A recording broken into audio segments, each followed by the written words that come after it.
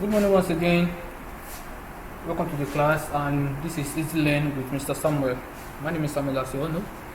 And today we'll be looking into critical angle and also total internal reflection. Let's not forget that in the last class we discussed about real depth and apparent depth. We also discussed lateral displacement, which otherwise can be called upward displacement or apparent displacement. Okay. Today, like I said, we are going to look into critical angle and total internal reflection. But before that, let me just give us a sort of recap, because we are going to need this for this anyway. Remember that when we discussed about this topic the last time, we said, let's assume we are having our ray of light entering from medium 1 into medium 2. Okay, and we said this will be angle of incidence. And we said that refraction, when light is entering from one medium into another, there will be a change in speed, which will also lead to a change in direction of the ray of light, and that is refraction. So now this is the incident ray coming into the second medium. At this point, you are going to have a refraction of like this. And remember, we said this is angle of refraction. Now, listen carefully. I want to show you something here. When we talk about refraction in this case, look at this refraction. This is the direction of refraction. You can see that the direction of the refraction is towards the what? Towards the normal. Remember, this is our normal. This straight line here is the what? That's the normal. And this is our incident. Okay, incident ray. Why this is the refraction being deviated towards the what? Towards the normal. Good. But in this case here, look at this very well. This is our incident ray, right? And this is our refracted ray. And you can see that this refracted ray is what? Is going away, definitely away from the what? From the normal. Now, listen, and let me explain this to you carefully. When we talk about critical angle occurs when you have a light ray moving from a denser medium into a less dense medium. What do you mean by denser medium? Or let me say that again. I said critical angle. Okay. Critical angle occurs. Sorry for the technical glitch. Sorry, please. Like I said earlier, critical angle can come into play when you have your ray of light traveling from a denser medium into a less dense medium. Now, you already have this in your notes. Let me check it out here. I already gave it to you in the notes. I said, look at it here. Ray of light. Ray can travel from denser medium into a less dense medium. A medium in which, okay, can you see that? It's already in your notes, but let me just continue the explanation here. Now, what do you mean by denser medium and a less dense medium?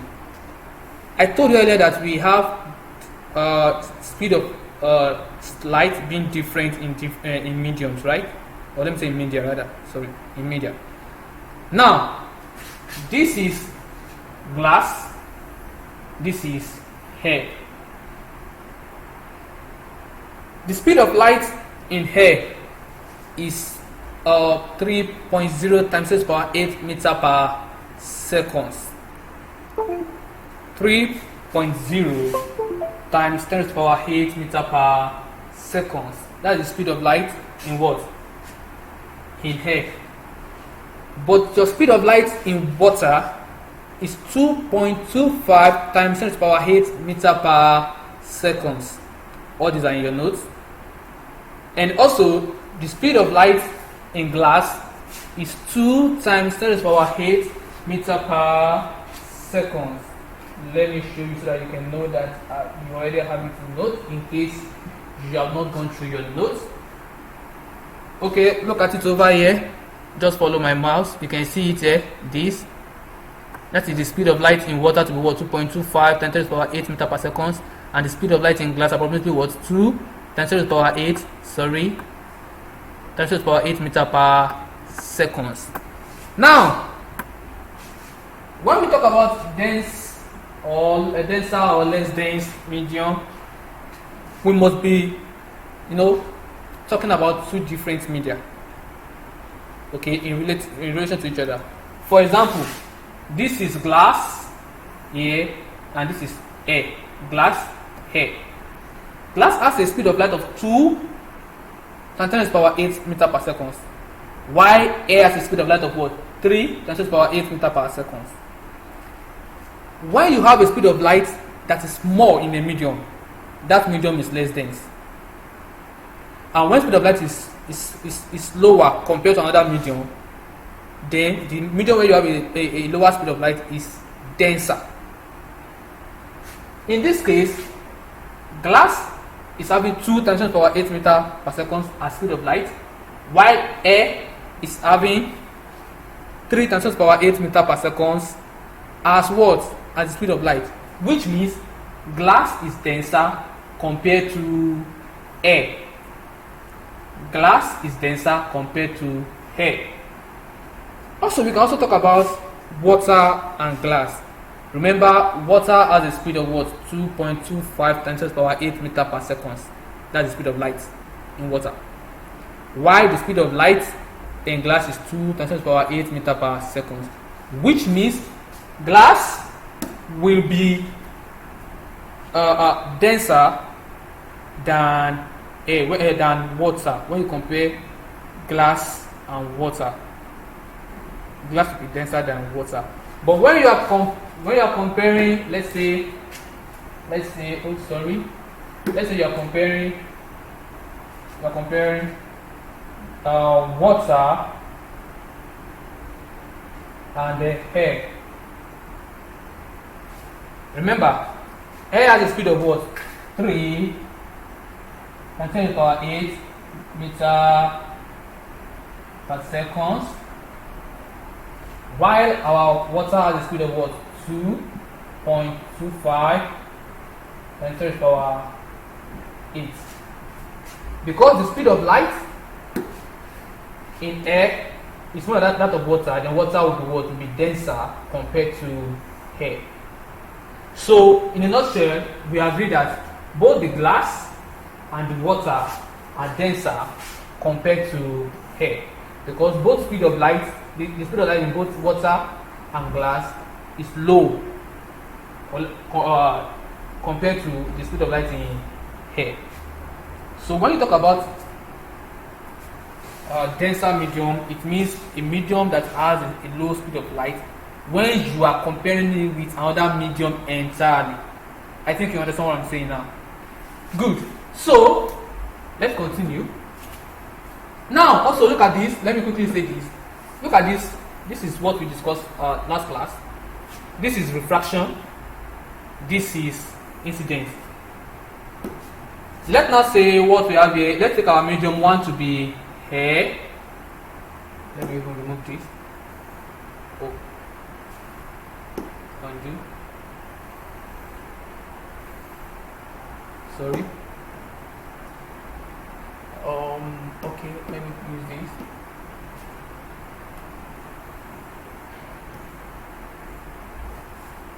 Let's take our medium 1 to be air.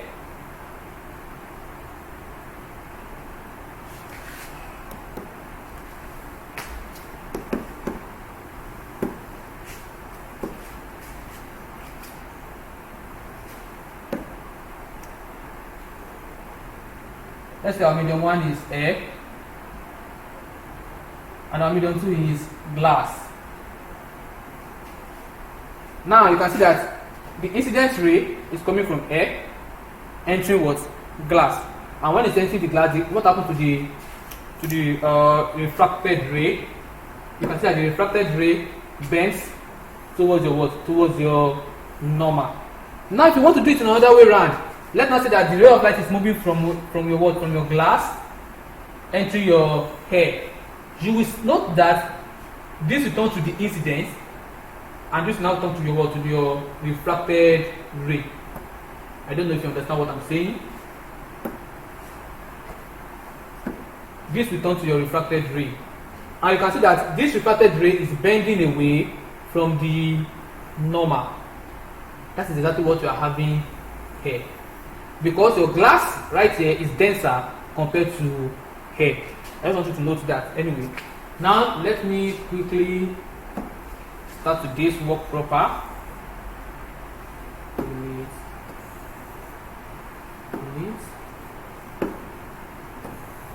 Oh my god, sorry.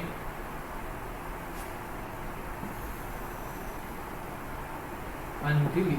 Good. So now, starting today's work proper, this is your incident ray from glass entering into another medium hair. Okay? It's entering into what? Into hair.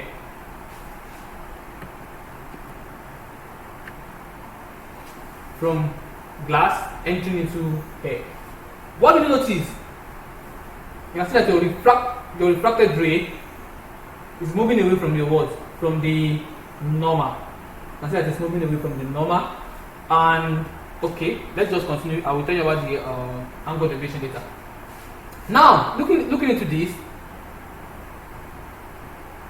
right here, we see how the incident ray and the refracted ray which is occurring normal. Let's move to the second diagram. Now, in the second figure here, you can see that we still have our incident ray from glass entering into hair, right? But you can see that over here we are not seeing any refracted ray here like this. Where do we have it? It is now on this. And if you look at your angle of refraction here, this angle, what do you see? You can see that it is 90 degrees. It is 90 degrees. Now, whenever your refraction, your angle of refraction is equal to 90 degrees, okay? Whenever your angle of refraction is equal to 90 degrees, we say our incident angle is the refracted, is the critical angle. Anytime you have your angle of refraction equal to 90 degrees, when light rays moving from a denser medium into a less dense medium, then your angle of incidence at that point in time is called the critical angle. Which means for us to have a critical angle, two things must be in play. Number one is that light must be traveling from denser into less dense medium.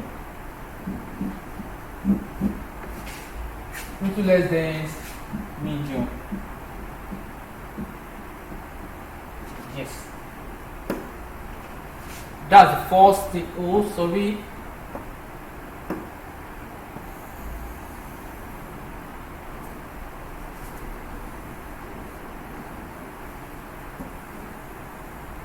That's the first thing that must happen. So for you to have a critical angle, the first case is that you must have light traveling from denser medium into a less dense medium. And in this case, our denser medium is the glass and our less dense medium is the air. It can also be glass and air. It can also be glass and water rather, or water and air. Like I told you earlier, I said your glass and your water are denser compared to air, while glass is denser compared to water. Water is less dense compared to air. I don't know if you understand what I'm saying, but if you read your notes, you will understand better because I've already explained everything. But this just for the explanation. Then the second condition is this condition 2. Sorry, condition 2. Condition 2. The condition 2 is this: for you to have a critical angle, the angle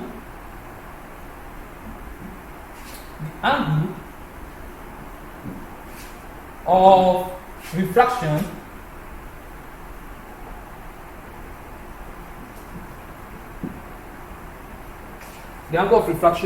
must be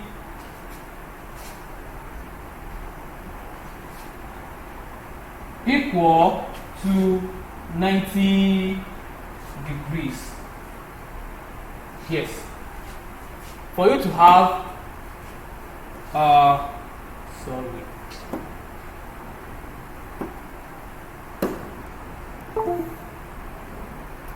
please. Sorry for that technical glitch. So for you to have, the second case is that for you to have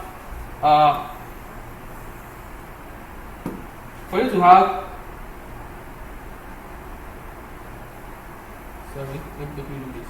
Okay, good. Now, good. For you to have your critical angle, the first case is that the light must travel from denser medium into a less dense medium, and the second case is that the angle of refraction, that is this angle, must be equal to 90 degrees. Now, when you have these two conditions satisfied, you can now say that your angle of incidence,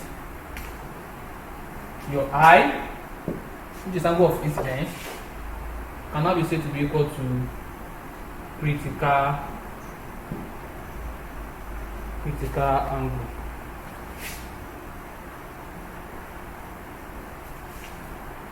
Which means, in a nutshell, if you ask me what is critical angle, I will tell you that critical angle is the angle of incidence when light is moving from a denser medium into a less dense medium, while the angle of refraction is equal to 90 degrees, and that's all.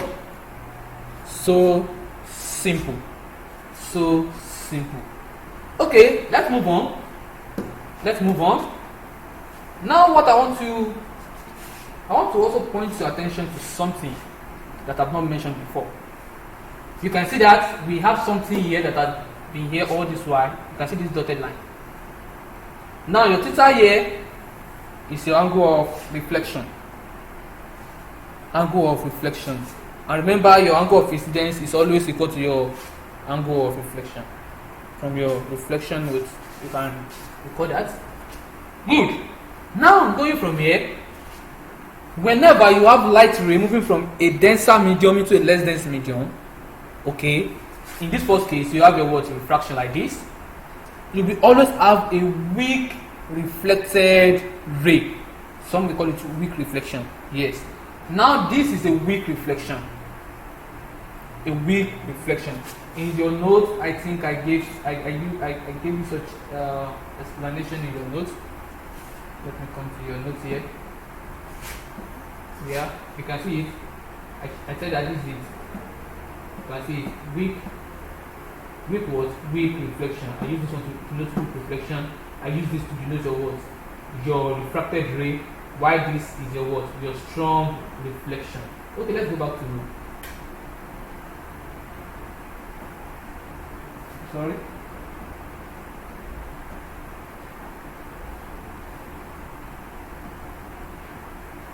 Good. Now we are in this right now.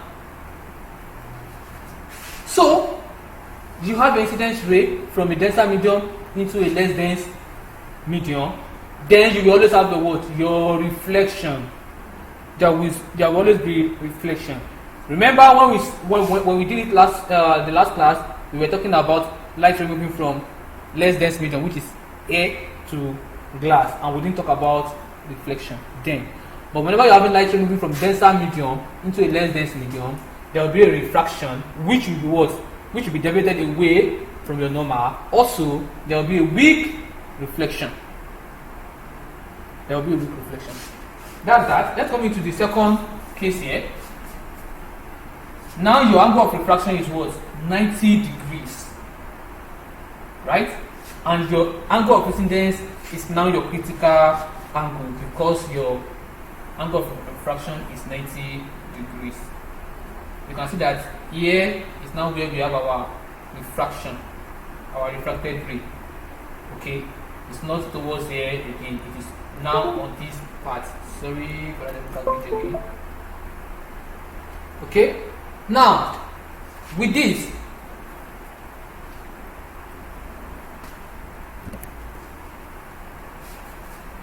now we are still having our weak reflection here, whereas our refracted ray is now on, our refracted ray is now over here. That's up for the second diagram or the second figure. Whenever you have your critical angle, your angle of refraction will be 90 degrees, and you will still be having a weak reflection.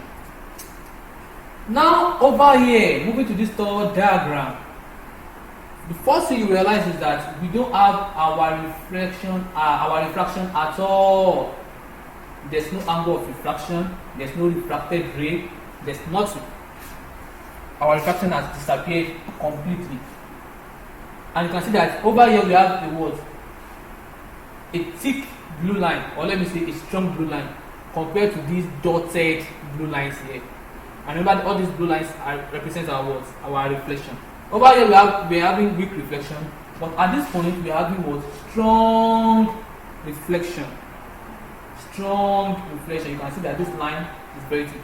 So over here we are having strong reflection and no refraction, which means all the ray of light coming from this glass, when at this angle, at this particular angle, at this angle of incidence, okay, which is no more the critical angle, because when you have a critical angle, what happens is that you will have a what?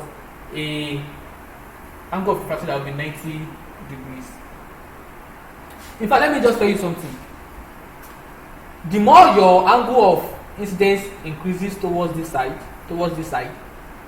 your angle of refraction will also be increasing towards this side. The incidence is increasing like this, the refraction is going like this. By the time you get to your angle of incidence increase to a point here, that point your refracted ray will be 90 degrees.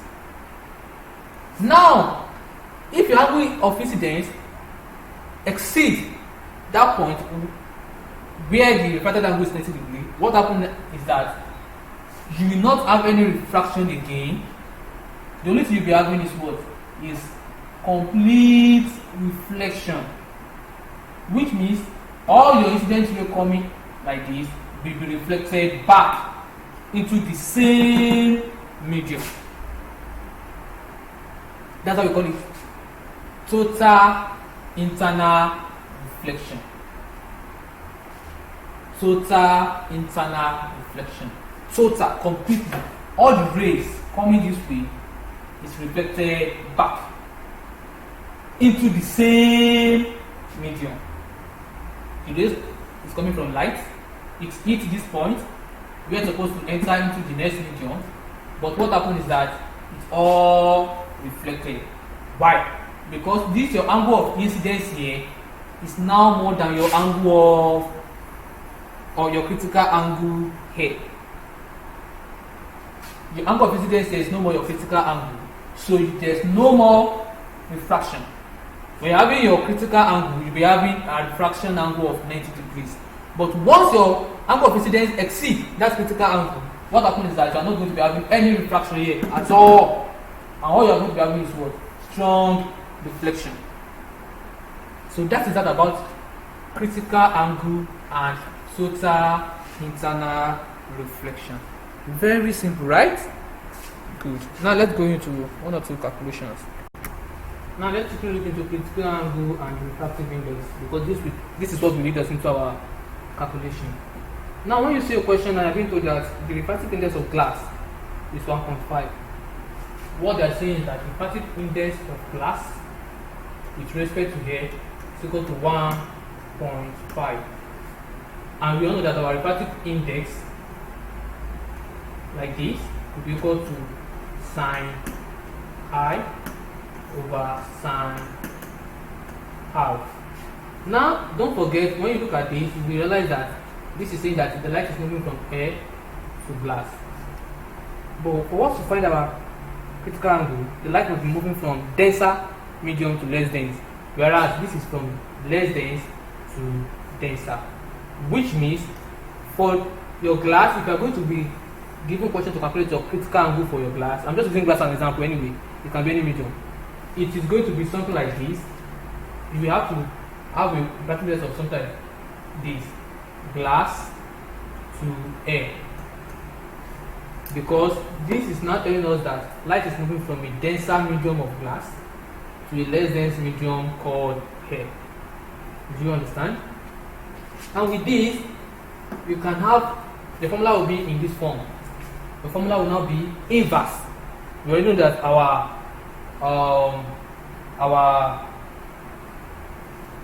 refractive index, this is equal to inverse of this. That is, this will be equal to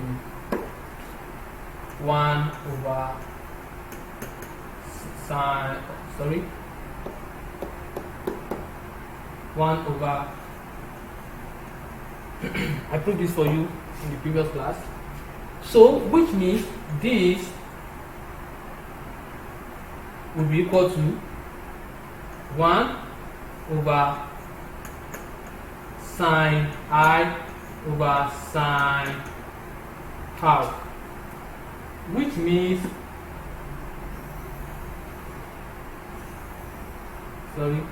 which technically means we are going to be having something like this.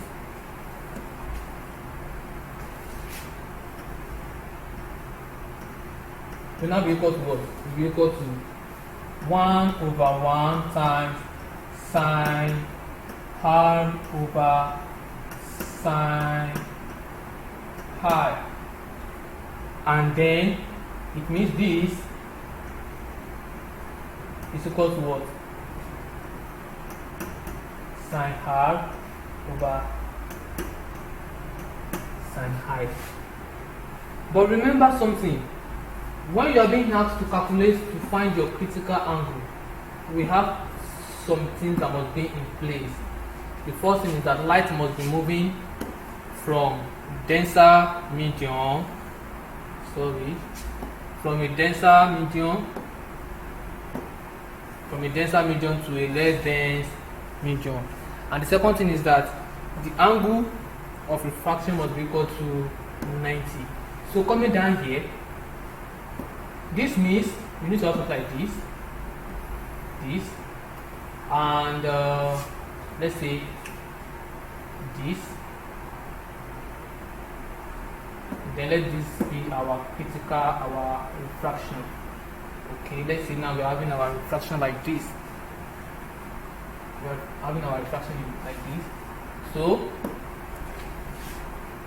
this will be our eye, and this will be our heart, this will be our glass, and this will be our head. Now this is looking nice. This is looking nice. Okay. Which means refracting index of glass to air, that is glass to air, is what? Sine R, which is this, over sine I. And remember, this I is now the critical angle, because our angle of refraction now is what? Is 90.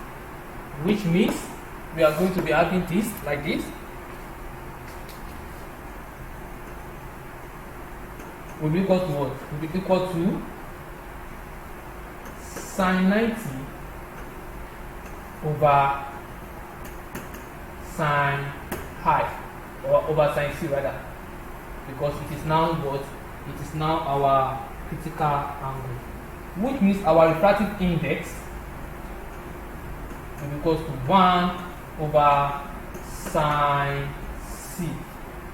Now, in case you are not being told if the medium you are dealing with is air and glass, or maybe glass and air. Maybe you are just being given a question like refractive index of a medium. Okay, it's this returns to this formula here. Instead of writing glass to air, let's just say it will now be refractive index equals to 1 over sine c, and this is the relationship. This is the relationship between refractive index. This is the relationship between refractive index and critical angle. This is the relationship between refractive index and critical angle. You can go over this video again for better understanding. Now, let's move into the next video where we are going to be solving a few questions. And the first question says that what?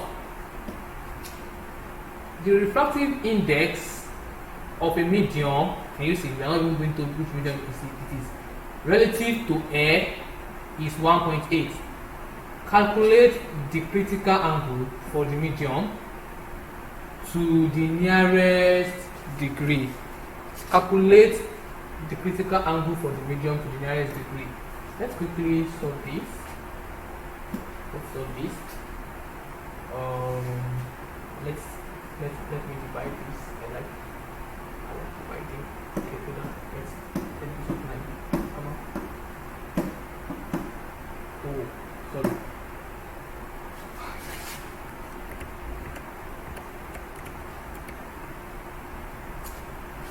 Sorry.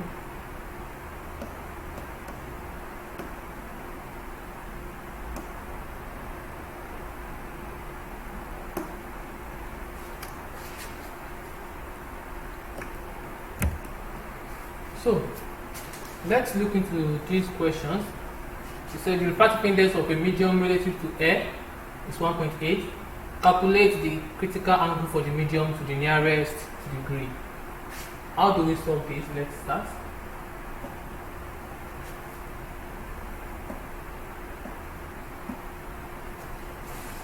I told you, whenever you want to solve, the first thing you do is you write your parameters. For number 1, we have been given refractive index, right? Refractive index of a medium with relative to air equals to what? Equals to 1.8. Question says calculate the critical angle for the medium to the nearest degree. Remember, I gave you a relationship between critical angle and refractive index the other time, and I told that this is the relationship between them. So, moving on to the next one now. What we're going to do now is that we will just bring in our formula. So,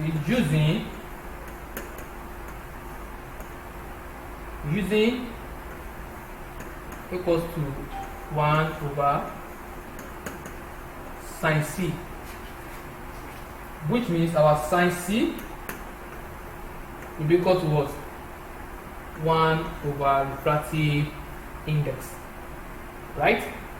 And which means, sorry, I did not put my sine c here.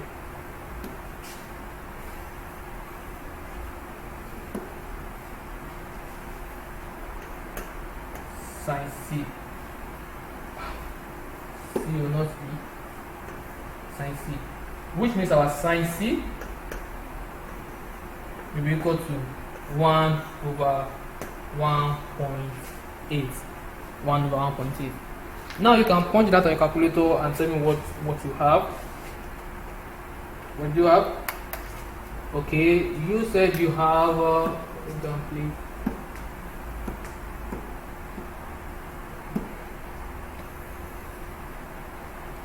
Okay, so we have it that our sine c equals to 0.555, and it's recurring. So let's just do it like that. Mind you, we are looking for C, critical angle, not sine of the angle. So our C will be equal to what? Sine inverse of 0.555. 5. You can punch that on a calculator. I'm sure you know how to do the second function. And what do we have? We have our answer to be equal to what? Critical angle will be equal to 33 points.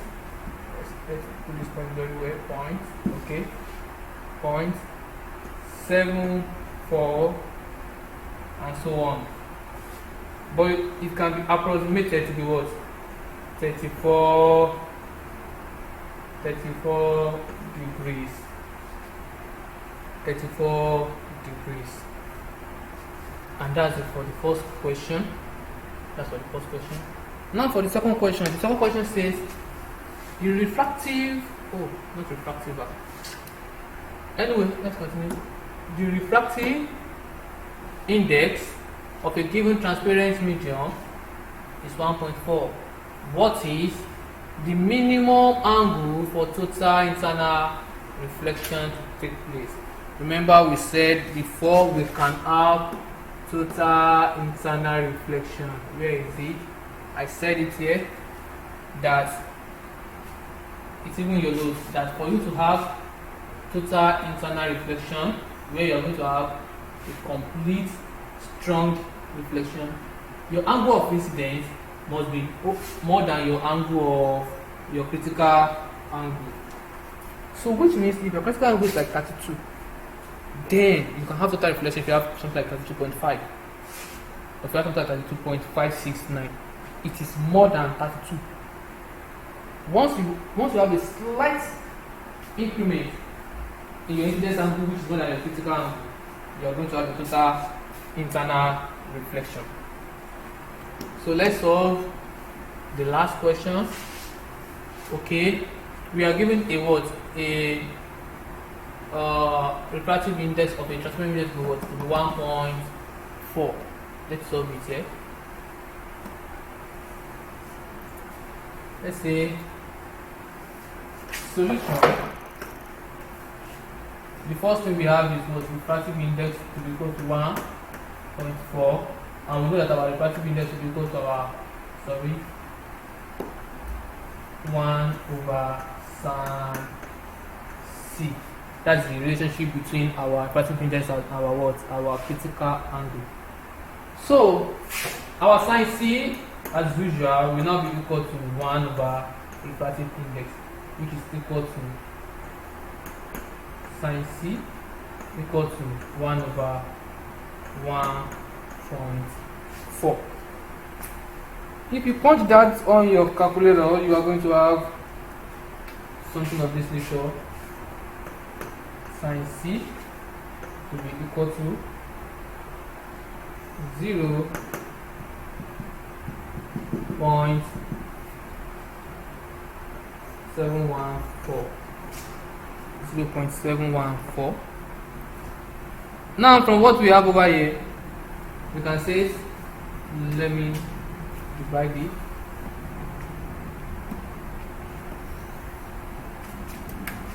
I can come over here and say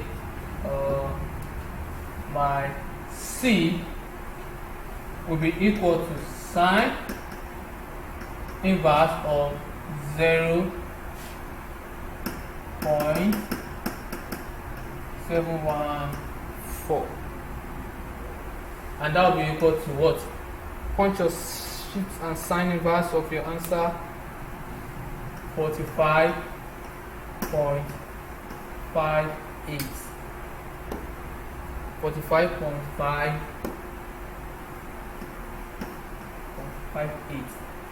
and this can be approximately 46 degrees. That's approximately 46 degrees, and that's your answer.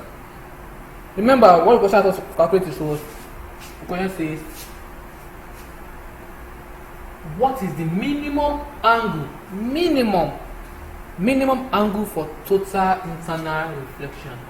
Remember that our C here itself, our critical angle is 45.58. Once we approximate it, once it's approximated to 46, believe me, it is more than the critical angle. And then right from here, we can have our total internal reflection. So from 46 upward, any angle of incidence from 46 upward will give you total internal reflection. There are so many questions we can solve on that, but not just to waste our time or not to bother too much. You can go back to your textbook, like I used to say. You can solve more on your textbook. And if you have anyone you cannot solve, you can contact me, and I will definitely make a video like this and solve it with us in class. Thank you very much for this class. This will be the end of the class for today. Have a very nice day.